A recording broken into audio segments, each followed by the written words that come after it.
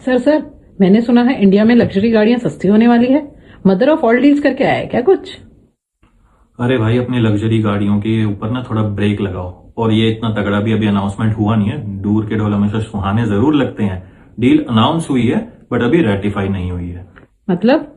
अरे मतलब कि अभी इसे ईयू काउंसिल, ईयू पार्लियामेंट और इंडियन पार्लियामेंट में अभी प्रॉपर डिस्कशन और उसके बाद ये इम्प्लीमेंटेशन होगा। इसका अभी फाइनल अप्रूवल बाकी है, उसके बाद ये इम्प्लीमेंटेशन होगा इसका।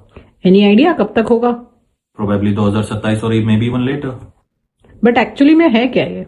सो यार, ये इंडिया और यूरोपियन यूनियन की कंट्रीज के बीच में एक फ्री ट्रेड एग्रीमेंट डिसाइड हुआ है, जिसमें ये कह रहे हैं कि इंपोर्ट्स पे जो भी टैरिफ हैं दोनों जगह पे, वो highly slash down, highly reduce होने वाले हैं। अब जब तुम लग्जरी गाड़ियों की बात कर रही हो कि ये हवा में बात क्यों आई है, क्योंकि अभी तक जो भी इंडिया में गाड़ी इंपोर्ट हो रही थी विच वर मैन्युफैक्चर्ड आउटसाइड, तो उस पर 100 से 110% की इंपोर्ट ड्यूटी लग रही थी, which is going to be slash down till 10% gradually.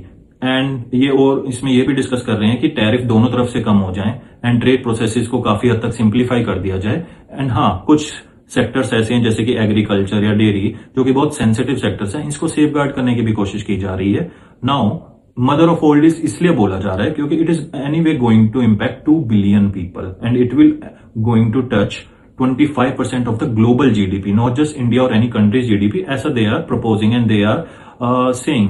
But अब इसकी पिक्चर का एक दूसरा साइड भी है।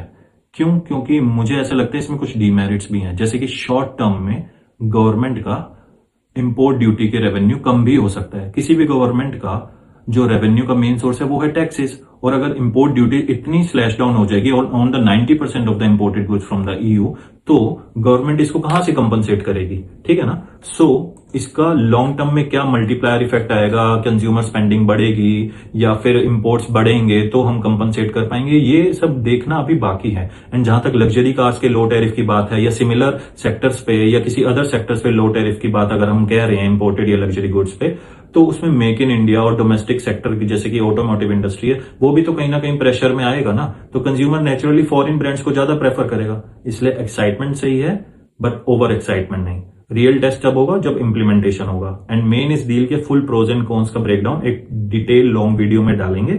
सो you got to follow me, वरना हाफ इंफॉर्मेशन पे हमेशा ओपिनियन बनाते रह जाओगे दोस्त।